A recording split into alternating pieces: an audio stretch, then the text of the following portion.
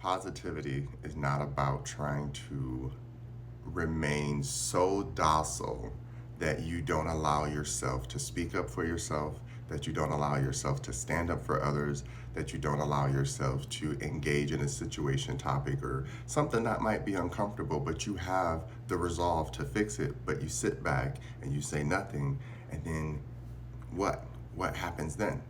I want people to remember positivity is a discipline, okay? It's about learning a state of peace. It is not about hyper positivity where everything is so perfect that nothing can crack, and if something cracks, you fall apart. That's the point. You don't want to become fragile in any state of positivity. Positivity is about resilience, right? We've said it time and time again. It is so much easier to be upset, but you're also taking time and energy to be upset. So if you have the time and the energy to be upset, you have the time and the energy to practice positivity. That's all it's about. I don't know where the disconnect comes from, but people have to remember that this is why you have to know how to think for yourself and use discernment. When we say that we like certain things about religion, or we say we like certain things about politics and all that, these are subcultural things that we created to provide structure to this human body, but the spiritual mind, right? The spiritual mind and imagination are ever giving, ever flowing. They want something to do. They need something to do. Our earthly bodies are just here to exist, right? But then that's where the big clash comes in, because one side of us is saying, relax, do nothing. And the other side of us is saying, go out there and make it happen. It is up to you on how you want to do that. But the first state of being that will guide you towards where you're meant to go or where you want to go is allowing yourself to find the positivity inside of you. Because positivity is not about being happy for the outside world. Absolutely not. Positivity is about finding so much peace within yourself that when you need to go heal, you have a place to go heal. And no matter what's happening on the outside of you, ain't nothing gonna shake that inner world where you're healing. Imagine this. This is your heart, right? And we say the womb. You're still that baby on the inside that you get to go back to this space of positivity and just live there. This is what we call nirvana and all these other things. Put a picture to it however you want. Remember, words are just words. They're always going to show up, one moment. They're always going to show up in a way that sounds mystical or sounds very educational or sounds very, these are sounds, people, right? Words are sounds. Somebody else is deciding these words. Yes, there's words that existed way before us. But take back your spiritual power. You can create your own words. No one says you can't. People say you can't, but you can create your own words. We do it all the time. And then if you and a group of friends decide that that word has meaning and you put energy and meaning behind that word, well, guess what? Now it's a word because somebody's going to adapt it. Now people are like, okay, well, here it is. That's all our ancestors have ever done. So don't let anybody make something seem more mystical than it has to be. Sacred, yes. There's sacred languages, there's sacred scripts, there's things that need to be protected. But as far as energy and just sharing positivity, that's where knowing yourself comes from, right? When you know that when we say do the work, every single day when I wake up by myself in my bed, thinking to myself, it's another day in this avatar world, and I'm grateful that I'm in my space, and I go down my gratitude list, and it's not always easy to do every day, but it's something that I make myself do every morning. People believe it or not believe it, but it's something that I've learned for myself about discipline. It's not for others to critique. Discipline is for self, right?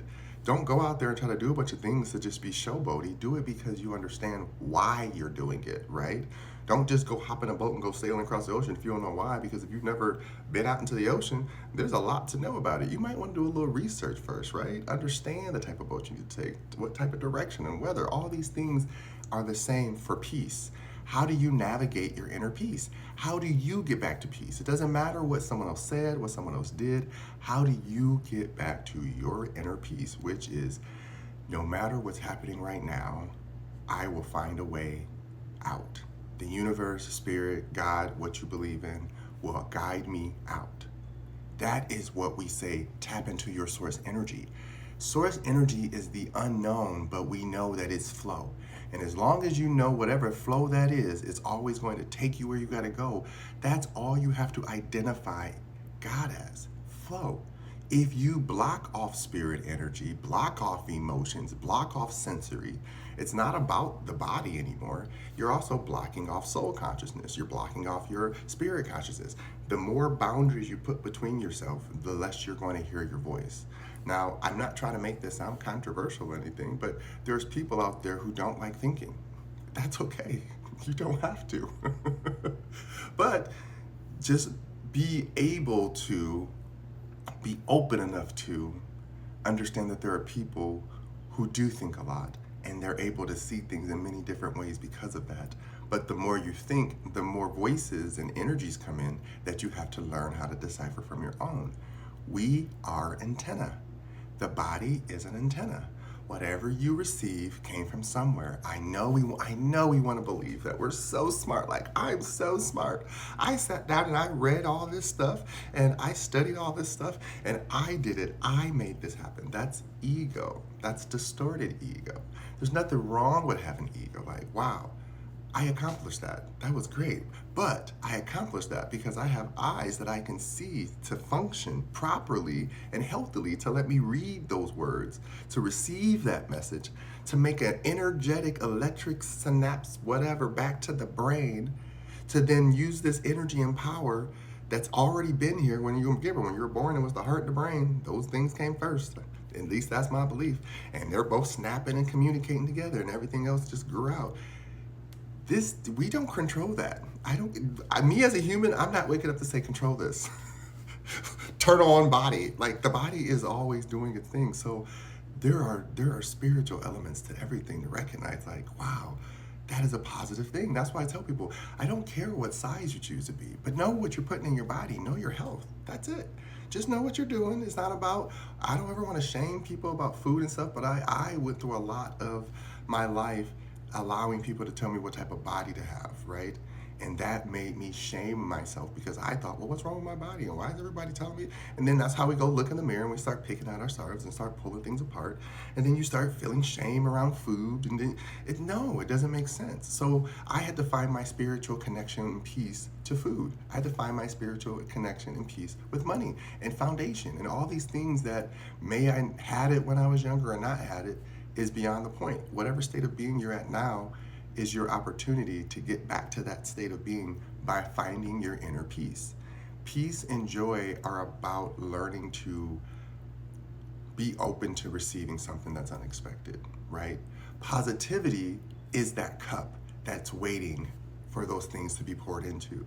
So as long as you remain positive, you're going to get joy. You're going to get luck. You're going to get happiness because joy and luck likes positivity. They do. I'm sorry. It's not about anything else other than when you see people and they're all like, oh man, they were from rags to riches. Well, that person was also genuinely a good, happy person before that. And the universe loves to bestow that. It's very rare, very, very rare where you meet somebody who is so dark, so bitter, so negative, so in their space of see, it never happens to me. And it never happens to them. Why? Because of that energy. Energy wants to be with the same type of energy. There are times when energy intermingles and hybrids and mix, and we come up with different emotions in the middle, but for the most part, they go back to their sides and they retain themselves as they should because we are energetic beings, we are logical and emotional, so holding both sides matter, right? And you just utilize them when you need to. So if you're going to choose to utilize negativity, let that be your choice, but don't act surprised when there's other people who are negative towards you, right? We have to take ownership and accountability. We can't keep blaming others for our pain if we know where our pain comes from. If we don't know where our pain comes from, then take the time to ask more questions, and then you'll find your answer. But again, being positive does not mean that you are weak. It means that you are the strongest being that you're allowing yourself to be because you're resilient for the next season, okay? Seeds that grow know how to stay positive. Seeds that don't. Love you.